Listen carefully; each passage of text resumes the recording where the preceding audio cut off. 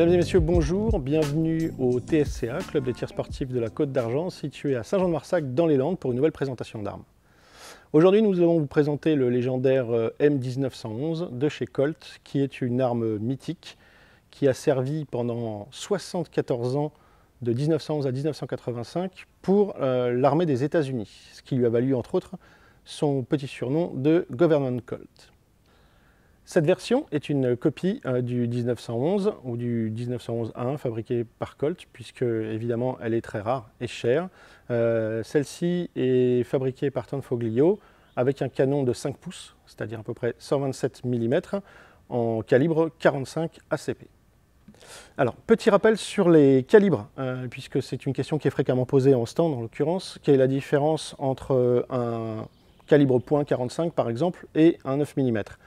Tout simplement, ce ne sont pas les mêmes unités de mesure. On a d'un côté le millimètre, surtout utilisé en Europe, et le pouce ou inch, qui est plutôt un standard américain ou anglais.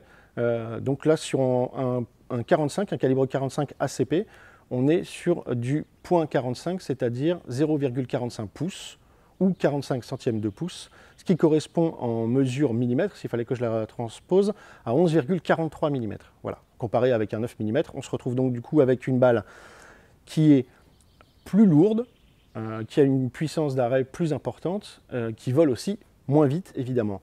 Son autre particularité au .45, au calibre 45, c'est que du coup elle prend plus de place.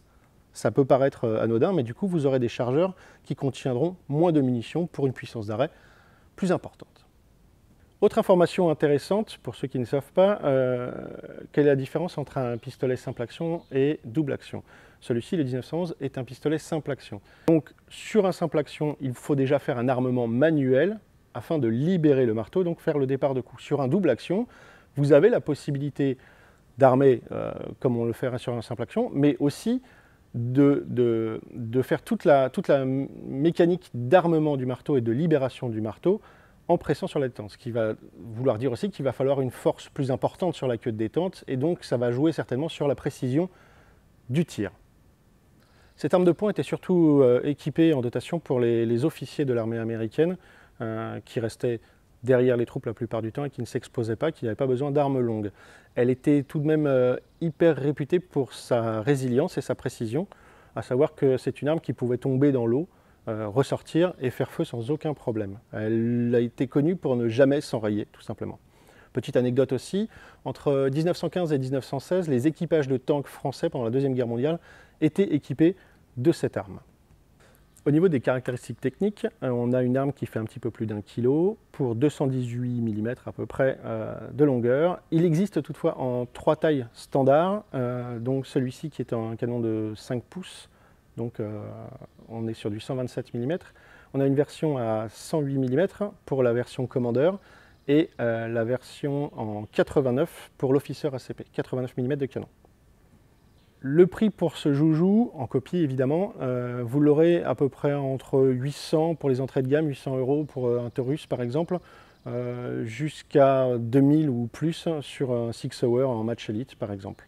Il existe également des versions en 22 qui vont évidemment pas vous offrir la même sensation, mais que vous pouvez trouver entre 350 et 500 €. Toutefois, que ce soit pour du calibre 22 ou du calibre 45, il vous faudra obligatoirement une détention d'armes de type B pour pouvoir posséder ce pistolet.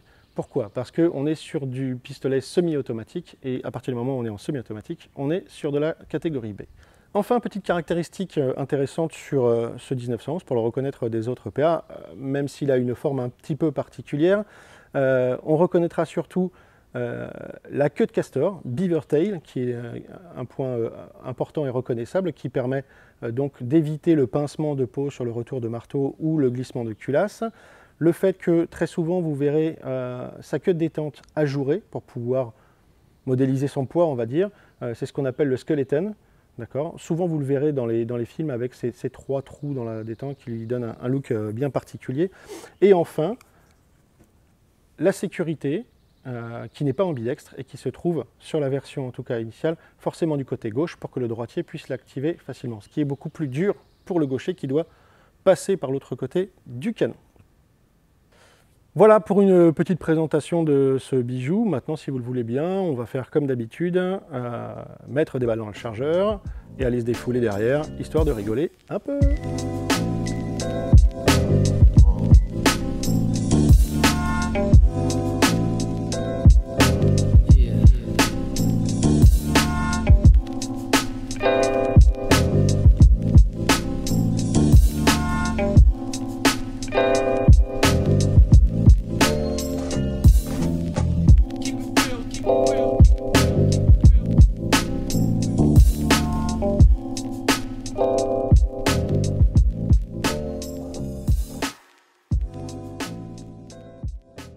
Ok, on va commencer sur du gong tout simplement, à 15 mètres, avec notre 1911, 8 balles dans le chargeur.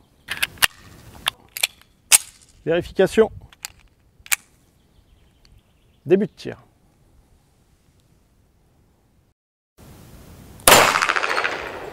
Putain.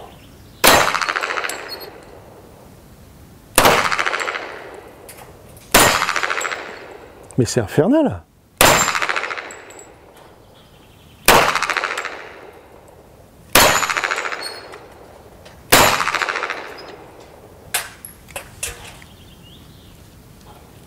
J'en ai pris plein la gueule. Ah, tu as pris les douilles. Voilà, après ce petit défouloir sur les gongs qui ont pris un peu cher avec le 45, on va se tenter une petite série de 8 cartouches dans la cible située à une vingtaine de mètres à partir de là. C'est parti.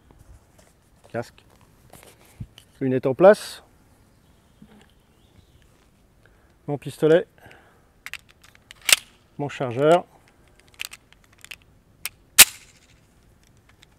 Vérification. Début de tir.